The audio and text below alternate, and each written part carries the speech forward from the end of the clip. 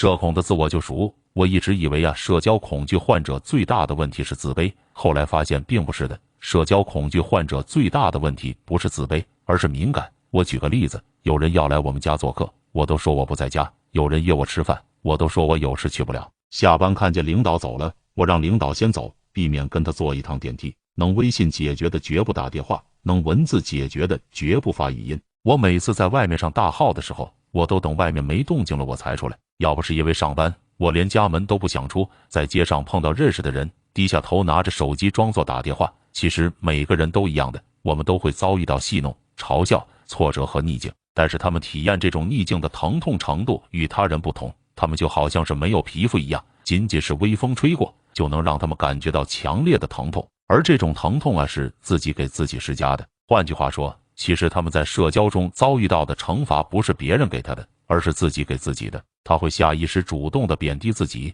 每当有一次不愉快的社交经历，他就会认为是自己的愚蠢导致的，而长期主动的自贬就导致了自卑。所以自卑并不是根源，而只是一个症状而已。根源是长期主动的自我怀疑，而这种主动的自我怀疑很有可能是习得性，这可能就要追溯到他的童年时期了，就是原生家庭所导致的。说到这里呢，给广大家长一句话，永远记住，宁愿让自己的孩子自负，也不能让他们自卑。你用俞敏洪的那句话，就是自负的人过去还能够抓住本来不属于他的机会，而自卑的人呢，他一定会丧失掉本来就该属于自己的机会，所以他们会变得很胆小，喜欢把自己封闭在熟悉的环境中，不敢出去。然而无论怎样的原因呢，只要把根源抓准，总会有解决方案的。关于怎么摆脱社恐，我似乎找到了一个行之有效的方法，今天来跟大家分享一下。从今天起，买一个计数器，每当进行一次社交之后只要发现大脑中冒出了贬低自己的念头，或者责备自己发挥不好的念头，